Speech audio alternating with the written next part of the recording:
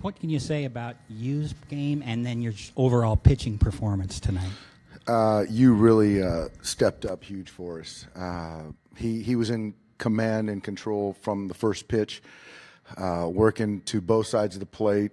Cutter was working really well, good velocity with the fastball and great command. And it was just fun to watch him just have his nerves calm and just compete. And he was out there having fun.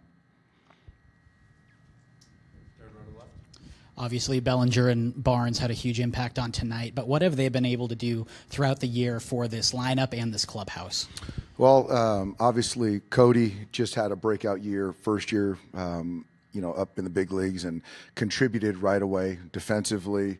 Found himself set at first base, but really plays all over the diamond and made some big plays for us defensively tonight. And in the box, struggled a little bit so far in the postseason, but put a good swing on that 3-1 fastball away, and it was a big hit for us. But the thing is that even when he was struggling with the bat, he was still making great plays defensively and keeping us in baseball games. And with Austin, he's really matured as a major league player this year.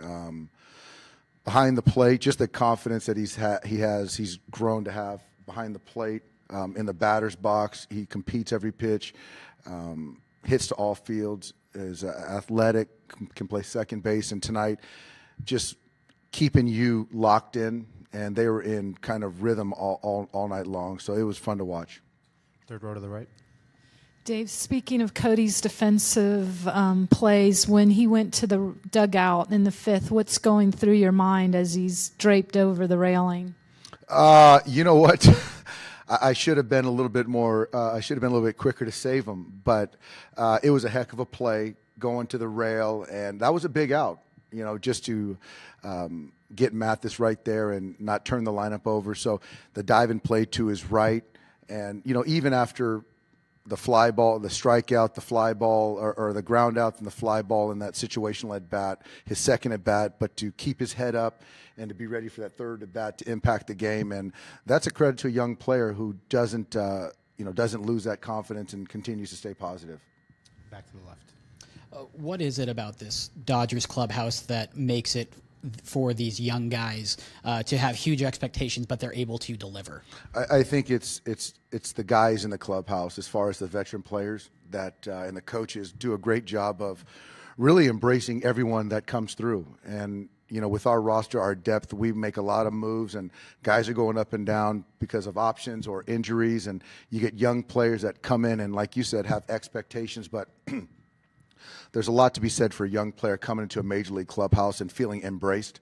And, guys like Justin Turner, Kenley Jansen, Clayton, all those guys do a great job. Chase Utley do a great job of embracing those young players. Second row to the right. You've said multiple times this year that you'll bet on these guys every time. Is this the way that you played and the contributions that you got? Is this kind of what you envisioned when you placed that bet? Absolutely. You look at the 3 games in the series, and they're all team wins. And guys in certain roles, now relegated to certain roles, like Kenta, Austin Barnes, a different role, and Sangrani to get a lefty out. The at-bat quality that we had tonight against Zach Greinke, Robbie Ray the other night, was special. It really was. From the first pitch, there was a plan in place, and we executed. And our guys, the hitting coach, did a great job preparing the guys, and we were relentless every single pitch and really made Zach labor.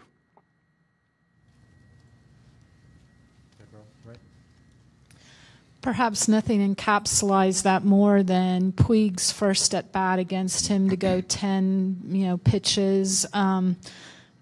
What did you make of that, and what did that show you about Puig? Just the focus, the fight, and understanding that to compete, to try to win every single pitch, there's huge value in that.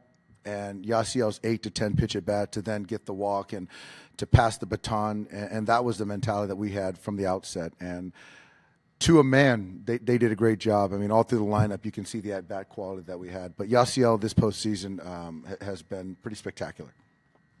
The at-bat before Cody homered, he had the one, I think it was the one-pitch flyout. And did you have a conversation with him to talk to him before that? I just talked to him after that the fly out to left field, and when he came back and put his bat back in the bat rack, and just told him how much I believed in him, and just go out there and what he's done for our ball club all year, and don't try to do too much. Just be you. Go out there and play the game with the zeal and the youthful enthusiasm that he does, and don't really worry about results. Just go out there and compete. And it was nice to see him get some results that next at bat.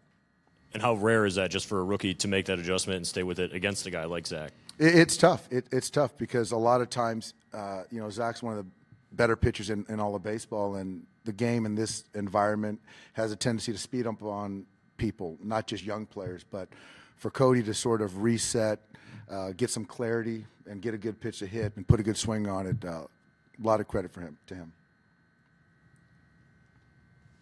Front row to the right.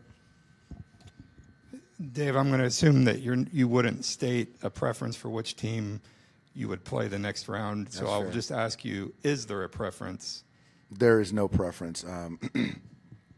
Both clubs, very good, very talented, and so we're going to have our hands full. So we're going to get back home, celebrate tonight, get back home, and prepare for whatever team advances. But they're both great ball clubs, managed well.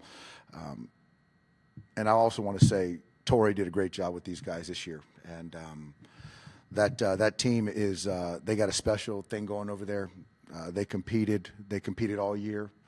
And it's fun for us, albeit a thorn in our side, to have a talented team in our division and to play them 18, 19 times a year. And we go toe-to-toe, but those guys, to their credit, the coaches over there, the players, Archie Bradley going 50 pitches and then a day rest and going 40-something pitches. I mean, those guys, they fought to the end. So tip our hats to those guys. Anything else? Nope. All right. Thanks, Tom. All right, guys.